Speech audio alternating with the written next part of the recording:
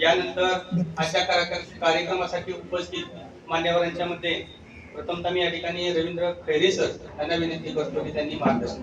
नमस्कार सगळ्यांना. आजच्या कार्यक्रमाचे प्रमुख पाहुणे, अध्यक्ष, आमच्या मराठी बाल साहित्य सभेचे संपूर्ण संचालक, अध्यक्ष, सर्वांना माझा नमस्कार.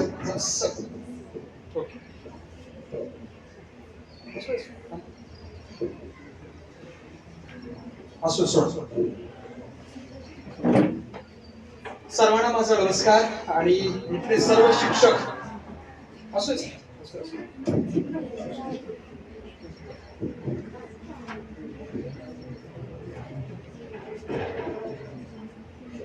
इथले सर्व शिक्षक या सर्वांना माझा नमस्कार.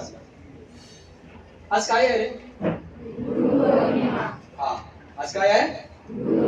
चला, आपल्या सगळ्या गुरुजनांना आपण एकदा टाळ्या वाजवून त्यांचं मनपूर्वक आभार, अभिनंदन करायचं आहे. ज्यांनी ज्यांनी आम्हाला शिकवलं त्या सगळ्यांच्या एकदा आपण कृतज्ञ व्हायचं आहे. जोरात टाळ्या वाजवून.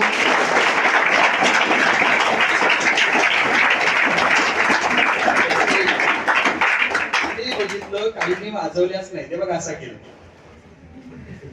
मला एक सांगा, आतापर्यंत किती टाळ्या वाजवल्या गेलं तुम्ही? तेवढ्या सगळ्या टाळ्या इथून पुढे लिहून ठेवायच्या. यांच्यासाठी एवढ्या वाजवल्या, यांच्यासाठी एवढ्या वाजवल्या.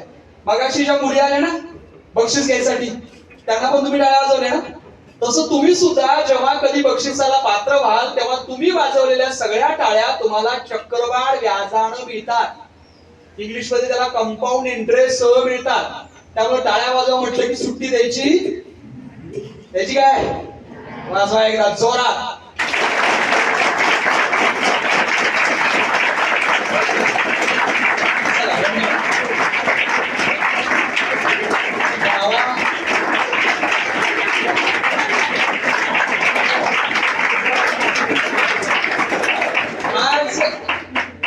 जास्त वाजवायच्या नाही, गैरसमज होतो रे माणसाचा.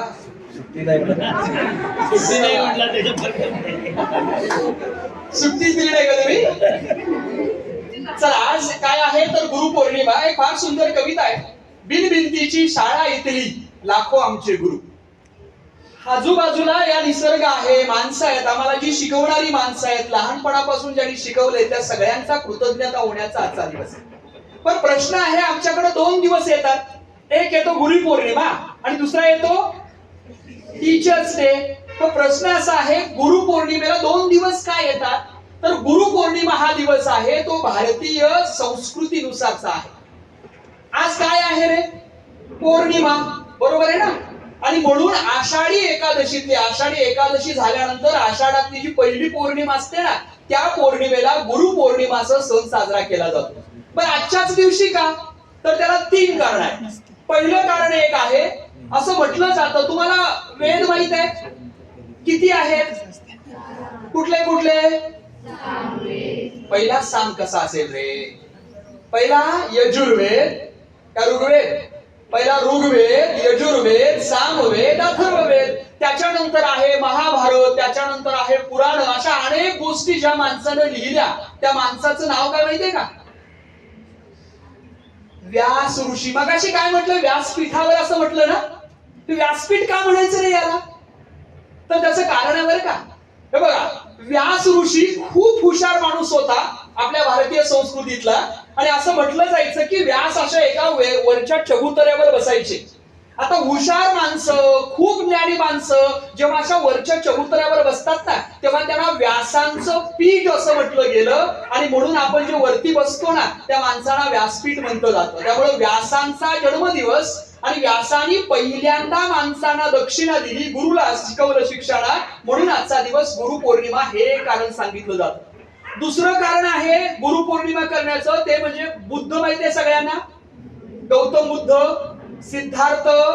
त्या गौतम बुद्धांनी पहिल्यांदा आपल्या शिष्याला काय केलं? शिकवलं आजच्या दिवशी. म्हणून गुरुपौर्णिमेला धम्मचक्र परिवर्तन दिन असं सुद्धा म्हटलं जातं.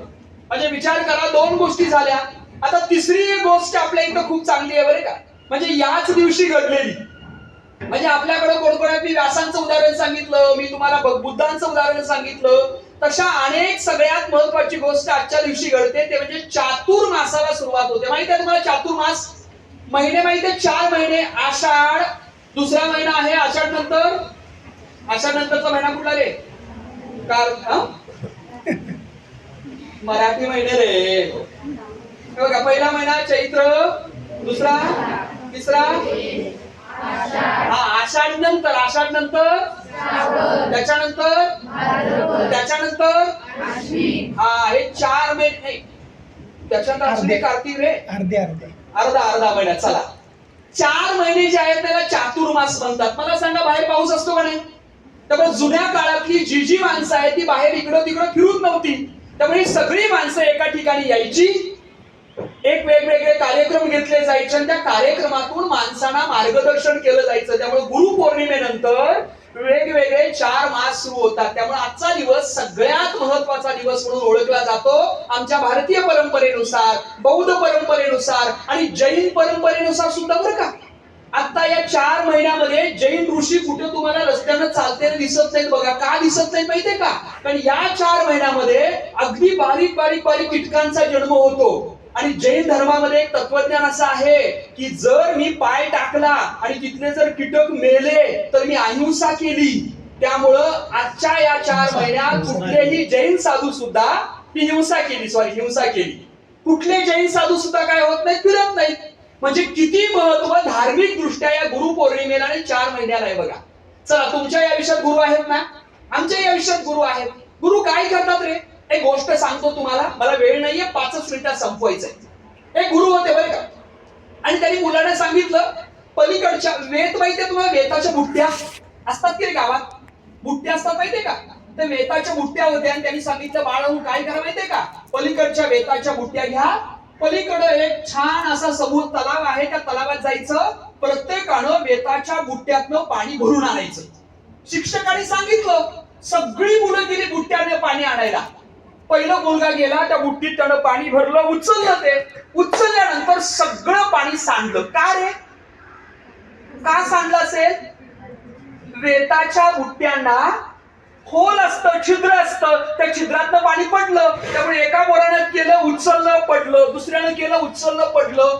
ती पोरं किमान अर्धा तास तेच करत होती, पाणी भरायची, उचलायची. शेवटी एकट्या पोरीला लक्षात आलं, मास्तरचं डोकं फिरले. हे काय पण सांगता, असं कुठं असतं, यात पाणीच भरत नाही. ते म्हणाले मी काय भरणार नाही, त्याला परत. दुसरं म्हणालं आणि जरा प्रयत्न करूया, त्यानं पण प्रयत्न केला, त्याला पण भरलं नाही. शेवटी सगळी पोरं वैतागली. ठरवलं आता काय हे खरं होत नाही, म्हणून सगळी पोरं आली. एक मुलगा मात्र राहिला होता. गुरुजींनी विचारलं झालं का रे, सगळी पोरं आली का? ते म्हणाले आली ना, फक्त एकटा राहिलाय. तुम्ही काय केलं? तो म्हणाला पाणीच भरलं नाही सर, मी दिवसभर पाणी म्हणजे अर्धा तास पाणी भरलं पण भरलंच नाही, म्हणून मी परत आलो. सगळे सांगायला लागले. त्यावेळेला गुरुजींनी सांगितलं सगळे आले का? ते म्हणाले नाही, एकटा राहिलाय, त्या एकट्याची वाट बघूया. अर्धा तास झाला, दिवस संपला, संध्याकाळ बुडायला आला दिवस. अशा वेळेला ते पोरग त्या वेताच्या बुट्टीतनं पाणी भरून आलं आणि गुरुजींच्या समोर ठेवलं आणि गुरुजींना नमस्कार केला. त्या सगळ्यांना अजब वाटलं, अरे आम्ही तरी पाणी भरायला लागलोय, त्या पाण्यातनं काय व्हायला लागले, पाणी पडायला लागले, छिद्र आहे, ते पाणी भरलं कसं? त्यावेळेला त्या मुलाला विचारलं केलंच कसं काय हे? त्या मुलानं फार सुंदर सांगितलं. त्यानं सांगितलं ज्या अर्थी गुरुजींनी मला सांगितलंय पाणी भरायचं, याच्या अर्थ गुरुजींवर माझा विश्वास होता. गुरुजींनी खोटं सांगितलं नाही मला माहित होतं. त्यामुळे मी दिवसभर प्रयत्न करत राहिलो. दिवसभर पाणी भरायचो, पुन्हा सांडायचं, पाणी भरायचं, पुन्हा सांडायचं. मग मला हळूहळू लक्षात आलं की या वेताच्या बुट्ट्या जसजशा पाण्यात बुडतात ना, तसं त्या फुगतात. दिवसभर फुगल्या आणि हळूहळू सगळी छिद्र मिटली आणि त्यात पाणी भरून मला आणता आलं. मला सांगायचंय बाळांनो, आमच्याकडे सुद्धा रिकामी बुट्टी असते, आमच्याकडे सुद्धा रिकामी असतात, पण खऱ्या अर्थानं त्या कशा भरायच्या याचं टेक्निक आम्हाला गुरुजी देतात. विनोबा भावे फार छान म्हणायचे, माणसाची मस्ती, सुस्ती आणि धास्ती उडवतं ते शिक्षण, क्षणाक्षणाला शिकवतं ते शिक्षण. शिक्षणात प्रचंड ताकद असते. शिक्षण हा माणसाचा तिसरा डोळा आहे.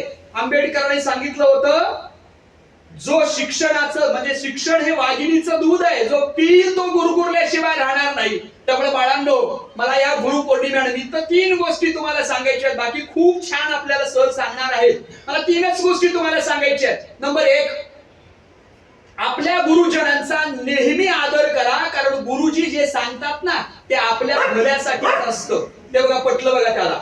टाळ्या वाजवा त्याच्यासाठी एकदा. नंबर 2, जसा गुरुजनांचा आदर करताय तसे आपल्या आयुष्यात अजून काही गुरु असतात ना. त्यातनं आई असतो, वडील असतो, त्याचबरोबर वडिलांच्या बरोबर घरातले सगळे नातेवाईक असतात, मोठा भाऊ असतो. एवढंच कशाला बाळांनो, आपला मित्र सुद्धा आपल्याला काहीतरी शिकवून जातो की. हे निसर्ग काहीतरी शिकवतो, नदी काहीतरी शिकवते, झाडं काहीतरी शिकवतात, पानं काहीतरी शिकवतात. माझं मत आहे बघा, डोळा आणि कान उघडं ठेवून नेहमी त्याच्याकडे बघायचं. आपण ज्यांची पूजा केली ना ते साने गुरुजी, त्या साने गुरुजींची श्यामची आई नावाचं पुस्तक आहे. श्यामनं आलेले सगळे अनुभव गुरुजींनी त्याच्यात लिहिले. त्यामुळे मला सांगायचंय, एवढा सुंदर निसर्ग आहे, एवढी छान तुमची माणसं आहेत, एवढं छान शाळा आहे. मगाशी आल्यानंतर माझी आणि सरांची चर्चा झाली, एवढ्या सुंदर शाळेत जर आम्ही असतो तर किती बरं झालं असतं. एवढी सुंदर शाळा असते, तर याचा फायदा करून घ्या. सगळ्यांनी गुरूंचा आदर करा, आजूबाजूच्या गोष्टी शिका. तुमच्या शिक्षणासाठी सगळ्यांना मनपूर्वक शुभेच्छा देतो. आणि एक फार छान उदाहरण सांगतो आणि मी थांबतो. हे उदाहरण आहे एका माणसाचं. तुम्हाला चंद्रावर गेलेला पहिला माणूस कोण माहिती आहे रे? कोण सांगा? सांगा ना रे. नील आर्मस्ट्रॉंग, बरोबर आहे ना? दुसरा माणूस कोण चंद्रावर गेलेला? ते जोक सांगू नका मला. एक जोक आलता मध्यंतरी ते व्हॉट्सअप मधलं. चंद्रावर पहिलं पाऊल कोणी ठेवलं? त्या पोरग्यानं उत्तर दिलं नील आर्मस्ट्रॉंगनं. त्यानं लिहिलं दुसरं पाऊल कोणी ठेवलं? त्यानंच की. काय एक पाऊल घरी घालता तसं उत्तर नाहीये. तर चंद्रावर 2 माणसं उतरली होती. पहिल्याचं नाव होतं नील आर्मस्ट्रॉंग आणि दुसरा होता त्याचं नाव रॉबर्ट एल्ड्रिन.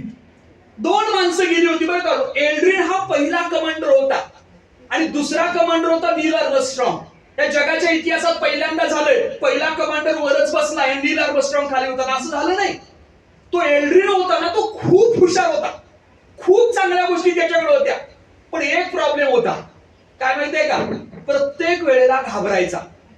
काय कर म्हटलं का नाही, कशाला असं व्हायचं. खूप हुशार माणूस होता बरं का, पण प्रॉब्लेम काय होता? घाबरायचा. हे बघा, यान उतरले खाली, त्या नासानं खाल्लं सांगितलं नासातल्या माणसानी, एल्ड्रिन यू जम्प, उडी मार.